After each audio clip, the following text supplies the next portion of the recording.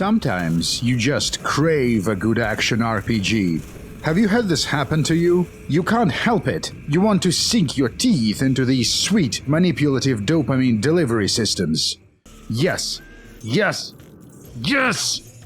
Today we'll play Grim Dawn, a 2016 Diablo clone by Crate. But we're gonna make things interesting. You see, I have this problem. I don't enjoy video games quite as much as I used to. I think I'm growing up, in the worst possible sense. My friend, who still plays World of Tanks, jokingly confessed that if he knew this was going to be a problem, if he knew he would stop enjoying video games, he would have killed himself back in his 20s. That's very dramatic. I'm not gonna kill myself. But I need something. I want to have feelings again. I want a game that will take me on an adventure, like Diablo 2 used to. I heard good things about Grim Dawn, and there was a Steam sale, so I thought, why not? So here's the challenge. In order to have feels again, I'm going to raise the stakes. I'll play the game on hardcore mode. For those unaware, hardcore means if you die, you die. There is only one life, one attempt. No reloading a save, no respawning. Hard fucking core, gamer for life. I will also play on veteran mode. I have no idea what it does, but I mean, why not? Another self-imposed rule is that I will go through the game almost completely blind. I read a small handful of posts on the subreddit, but no major spoilers or mechanical advice. I know very little about the game. Expect incompetence. Although I should disclose that prior to this, I played about 4 hours of Grim Dawn in co-op with another person, but we didn't get very far. I got bored very quickly. I wasn't doing the challenge. And finally, the last rule is that if I die, I will uninstall the game. No second tries. No alts with shared gear and all that fuckery. It's impossible to delete a game from your Steam library, but if I could, I absolutely would. So, here we go. A blind hardcore uninstall run. I wonder if there is like a term for this. Let's talk about the game itself. Grim Dawn is a thematically dark Diablo clone that takes place in a fictional world called Cairn, where the human race is driven to the edge of extinction by a monster invasion from another dimension. When that happened, the world was in the process of industrial revolution. It's not just about swords and shields, there are rifles, pistols, mortars, etc. You can have a gun in one hand and a shield in another. That's cool. I want to play as a dual-wielding character with 2 pistols, and there is a class that does just that, Inquisitor. So that's our pick. The game eventually allows you to select a second class, but that's a little bit later. In Grim Dawn you can pick 2 classes and mix the abilities of both. Not sure what I want as a second class, maybe something for survivability. The game begins in a swamp, as is tradition for these sort of adventures. Wait, what are devotions? Looks like a parallel skill tree? And it's the same for all characters, no matter the class. Interesting. You get devotion points by completing various challenges in the game world. I'll just pick something at random. I really should have read the documentation, but fuck that. That's for nerds. Nerds are reactionary. Not to mention, this is a blind run, so no reading. This turtle devotion skill thing seems like it would be good for hardcore since it makes you more survivable. I'll just attach this to my aura skill. By the way, something I really appreciate is how subtle the aura effects are. This is the pettiest thing, but I really dislike flashy Diablo-style auras quite a bit. I don't want to use the word immersion, not gonna be the guy talking about immersion in action RPGs, but yes, Diablo auras look stupid and ruin the sense of being in the world. I don't think most people will be able to relate to this, but in an RPG, even if it's a primitive Skinner box Diablo clone, whatever, it's very important for me to connect to my character via looks. Armor and character design play a huge part in this, but special effects and animations are important as well. For example, the Crusader class in Diablo 3 looks like something I would like, but the silly flashy auras and cartoony effects completely ruin the character fantasy for me. I'm aware that it's not like this for most people, maybe it's an ASD kind of thing. In any case, Grim Dawn does it well. I like the way different armors look, at least so far, and the dual pistol shooting animations are badass. Which is important because it's one of those games where you're going to be spamming one of two skills through the entire experience. By diversifying your abilities, you risk spreading yourself too thin. Specializing is usually a good idea in action RPGs. So yeah, Grim Dawn characters look cool. I couldn't get into Path of Exile because I hated how characters look in that game. Maybe you can fix it with pretty microtransactions? I haven't explored that yet. But in Grim Dawn I never felt the need to use aesthetic items to make my character look prettier, even though I did buy all of them on sale. The game doesn't have an interactive object highlight key. As you can see, the loot is highlighted, but objects like chests, barrels, and other interactables are not. This is good design because it forces you to pay attention, to look at the actual objects in the game world, and not just at UI elements pointing at them. Some chests have this blinking highlight, but it's subtle. Even early on, there are all kinds of different environments. We explore a cavern, fight a snake boss. He's a loot piñata. Some paths are blocked and require dynamite to get through. Sometimes you find other non-hostile characters in the game world, like this guy. They provide quests or information. Turning in the quests rewards you with faction bonuses. There is a reputation system and many factions. It's almost like a real RPG. Sometimes you get an option to invite a survivor to your prison base camp. I wonder if there is a downside to doing that, like in Demon Souls or Dark Souls, where a bad guy starts killing off the NPCs. Here we can spend money to create a shortcut to the next area. I think that's what it is. Sure, fine. If you clear a desecrated shrine, you get a devotion point, 1 per shrine. This is your reward for exploring the world. Elite enemies are bullet sponges, which is kind of boring, but their deaths are followed by spectacular loot explosions, so it's not too bad. The next location is a spooky forest. There is a lot of diversity in creature designs, but to be honest, this is something I've only noticed while watching my own gameplay recordings. I think it's because while the monsters are visually very different, in terms of gameplay they function in a very similar way. There are beefy melee creatures, ranged DPS, shock troops, and their swarm tactics. There is only a small handful of archetypes, really. The monster design in Grim Dawn is decent, but it's not quite on Diablo 2 level. There were all kinds of diverse and fun creatures in that game, even very early in your adventure. They were mechanically different and aesthetically as well. The history of action RPGs is a series of footnotes on Diablo 2. Grim Dawn also suffers from a certain ludonarrative problem that is typical of these kind of games. It's almost not worth mentioning. While the story and the characters keep insisting that there is an apocalypse underway, the monsters are so easy to kill and they pose so little threat individually that it's hard to take the narrative seriously. Yes, it's me, the investigator of ludonarrative in Diablo clones. And this is not the only problem with the game. You see this stuttering? I don't even remember the last time I played something with this many technical issues. It's like this game was made in the 90s or early 2000s. I was concerned the micro-stutters might make the recordings unwatchable, but they did go away eventually. Pretty sure that disabling VSync fixed them. Sometimes when you enter a new area or during a particularly massive monster battle, the frame rate just dies. You get like 1 FPS. This can easily get you killed on hardcore. In this challenge run, the frame rate drops will be as deadly as the monsters, if not more so. Grim Dawn runs on the Titan Quest engine, which is quite ancient and it doesn't want to do certain things. Wait, this game has a day and night cycle? That's cool. A new biome, a farm. We battle an elite enemy that actually succeeds in damaging us. So far, only elite creatures posed any threat. Another loot piñata. Sometimes you find these blueprints. They can be used for crafting back at the base. Speaking of which, it's time to go back and sell all the useless crap we've been accumulating. Not a fan of the tiny UI icons, but I'm pretty sure this can be tweaked in the settings. The base hub area is called Devil's Crossing, and it's an old prison that the survivors turned into a fortress. It's small, very bland visually, and frankly not very homey. You won't be feeling a sense of respite when returning here. Loot Golain, it is not. One of the characters in our prison fortress is a guy named Kasparov. Oh, that's highly political. In real life, Kasparov the chess man is a huge idiot, notable for a number of things. For one, he runs a fake news website that alerts Russians about the imminent Chinese invasion. Vlad Putlin, aka Finno-Ugric piss-tape archivist, has sold you Ivan's out. Russian people won't survive the Yellow Peril unless they enter into an urgent alliance with the CIA and the United States. If you are from the US, this is where your tax money goes to.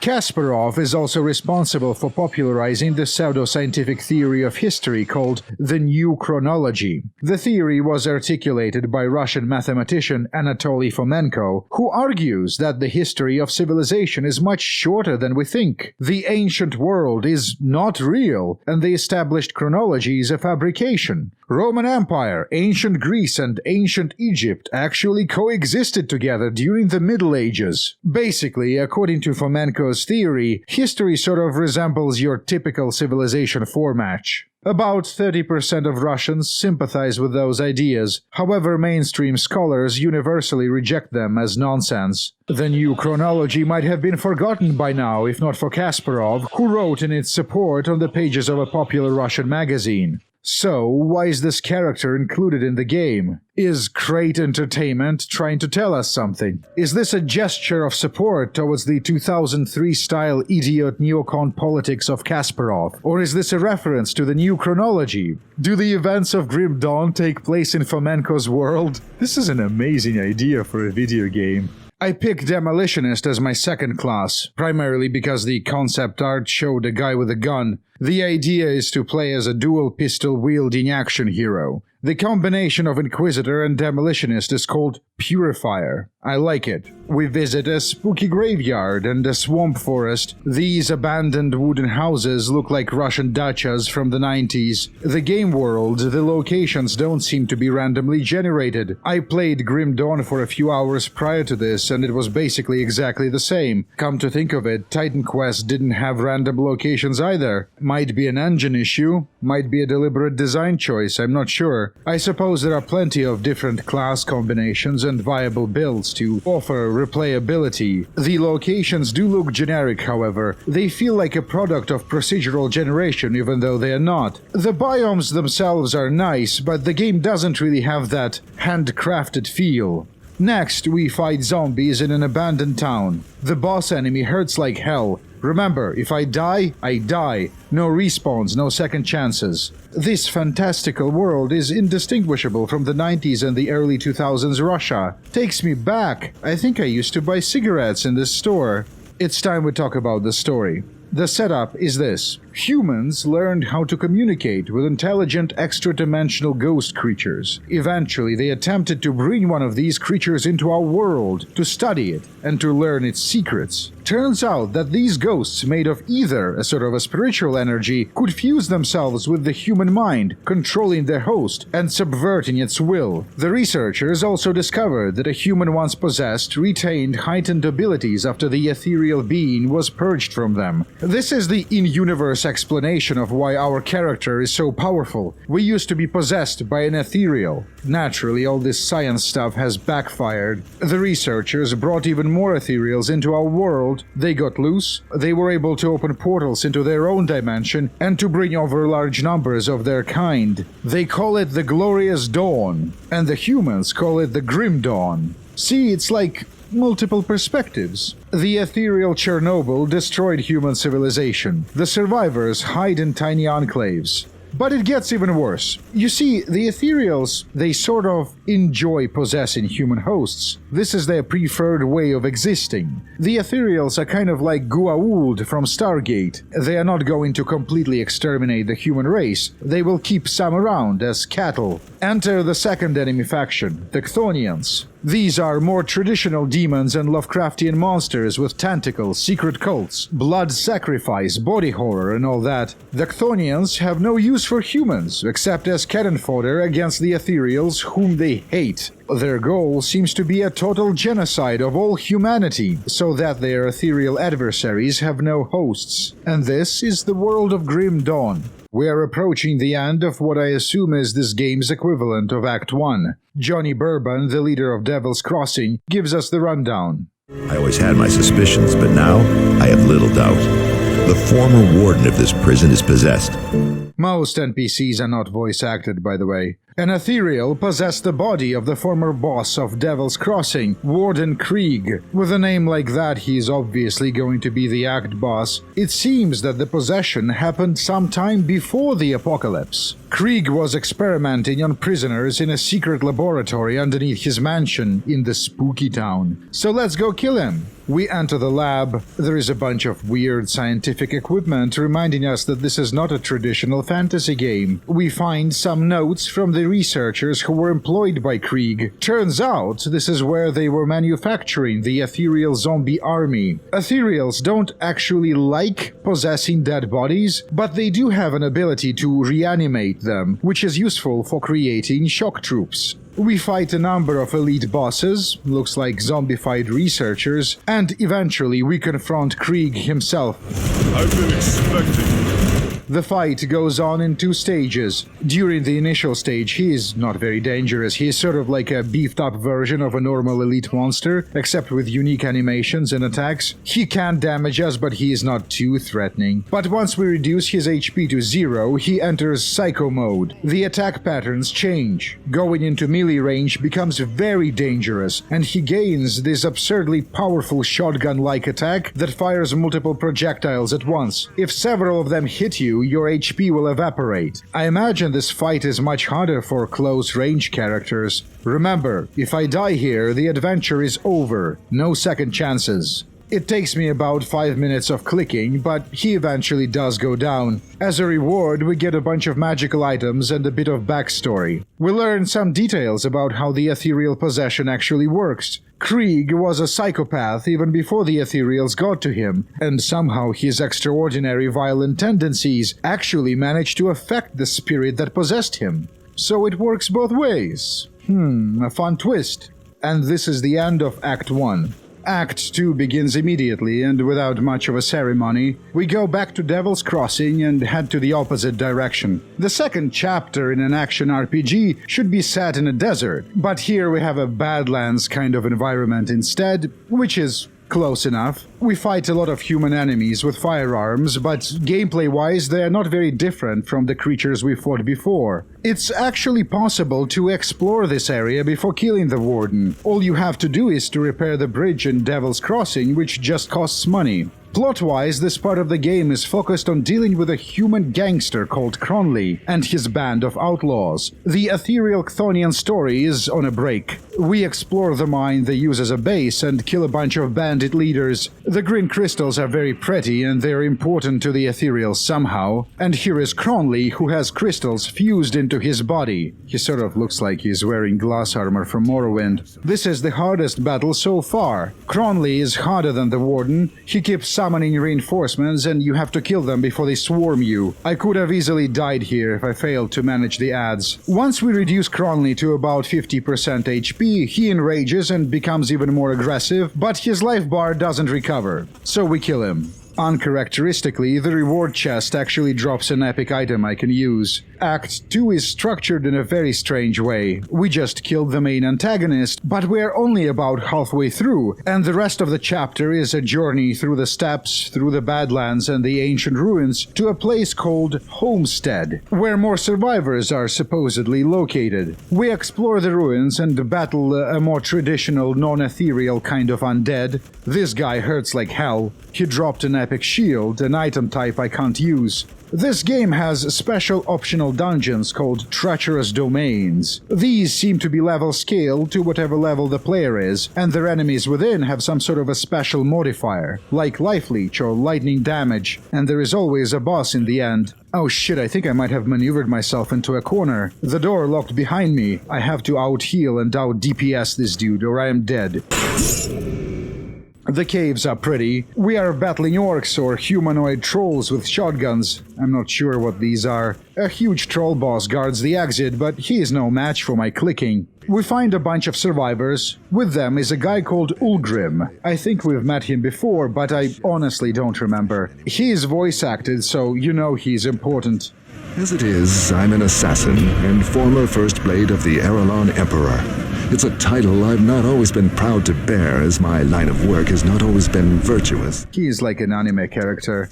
This underground cave with glowing fungus is the most beautiful location in the game so far. The next area reminds me of the first act of Titan Quest. We are getting closer to our destination. The homestead is under siege by ethereals. Leading the charge is this guy, a possessed troll creature that deals massive damage. He does go down in a loot explosion. For a moment I stop feeling threatened and almost die to trash mobs. If not for protective talents and devotions, I would have died several times by now. Concentrations of ranged enemies are actually quite dangerous. So, we've made it to Act 3 on a single life. I wonder how many acts are there in total. Can I really beat this game on one life? Homestead is a tiny fortified hamlet, an oasis amidst the apocalypse in the tradition of zombie survival games. Looks like it's our new quest hub. There are uniformed gunners on the walls. This place is a stronghold of the Black Legion, a surviving elite unit of the Imperial Army. From now on, we're gonna be working with them. These guys are like the Imperial Sardaukar from Dune. Criminals and political dissidents are armed and trained to become elite soldiers. A trope in fiction. Probably not the best way to organize an army in real life. I used to be in EVE Online guild called Black Legion, but they didn't look like this.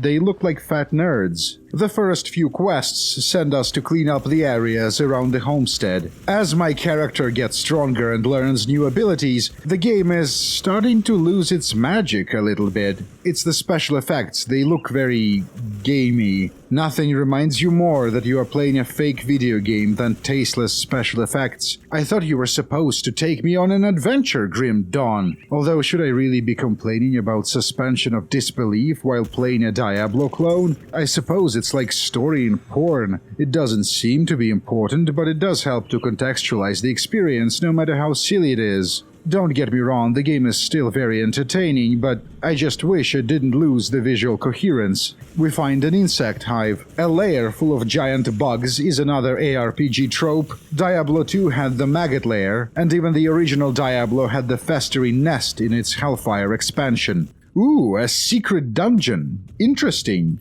It's an underground cave, and we fight a Lord of the Rings reference in the end. He even drops a ring. The Swarm Queen is a two-phase fight. Initially, she is immobile. This green shit she spits is deadly. The Unchained phase is easier, even though she is still very dangerous and outlevels us quite a bit. But eventually she dies, and I don't. I like this dark forest environment. When I was a teenager, I used to go to the countryside and wander in the forest, listen to its sounds. Very spooky. Sometimes you would find a Russian alcoholic who would try to make small talk and learn where you live so he knows which house has things inside he can steal. Anyway, we battle this huge ether creature in a zone contaminated by green crystals. The doors lock behind us again. Stepping on the green stuff hurts you. A lot. We defeat the creature, but it was kind of close. Back in Homestead, Ulgrim wants us to make a choice between two groups of survivors. Both are fanatics, unpleasant people, but we need them for the battle ahead. He brought representatives of each organization to our stronghold, so we can talk to them and make a decision. The choice is permanent. Both factions despise one another. The first group is the Order of Death's Vigil. These are necromancers and hoarders of knowledge, who serve an eternal entity called Uroboruk.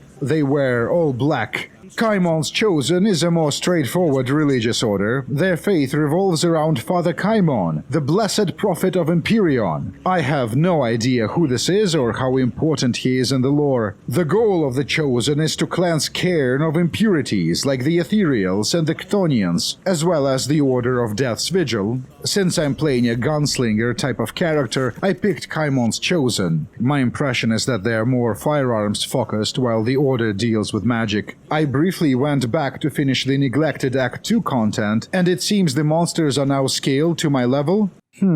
We fight through cultist-infested countryside. The Red Forest is beautiful. We make it to Sorrow's Bastion, the HQ of the Chosen. I imagine if I made a different choice back at the homestead, this place would have been hostile. Sometimes you would meet Kaimon's dudes in the wild, battling monsters. These guys I'm shooting at right now are the Order of Death's Vigil. But since all hostile creatures are functionally very similar to each other in Grim Dawn, I didn't even notice I was fighting this faction until I was rewatching my own gameplay recording. We stumble upon a quest. Some peasants are about to burn a woman at the stake. She is possessed by the ethereals, they say. The woman claims she is an arcanist, and her ethereal magic is natural, for the lack of a better word. So we free her, the paranoid dudes attack us, and we kill them. She gives us an offhand item we can't use. Here is a monster-infested mine. Oh look, another quest. We help this lady to clear the way into the mine with dynamite. But it was all a trick. The woman reveals herself to be a malicious spirit who was haunting the forest for centuries, sapping the unsuspecting fools like myself of their precious vitality.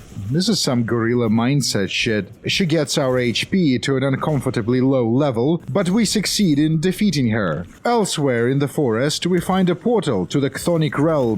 It basically looks like Act 4 from Diablo 2. It's an optional dungeon with increased difficulty. I like that the design of this area is very open, and you are not restricted to corridors like in the forest. Even the monster design here reminds me of Diablo 2. These trash mobs, Obsidian Shaleborn, they hurt like a motherfucker. One hit removes half of my health bar. I have to pay attention here. Absolutely love this place. There are traces of human expeditions, a mysterious black river, horrific Lovecraftian enemies, very atmospheric. Eventually we go back to the Red Forest. Here is a Chthonian cultist boss. He is a wizard, but he also has a gun. He spams summoning spells. After intense clicking, he goes down. Next location is an abandoned village in the mountains. Cultists made it their home. The scenery changes quite a bit. The game is bombarding me with these lore messages, but frankly I lost interest many hours ago. It's still worth picking them up and clicking them for XP. The mountains are quite scenic. We fight another cultist leader. I'm almost level 40.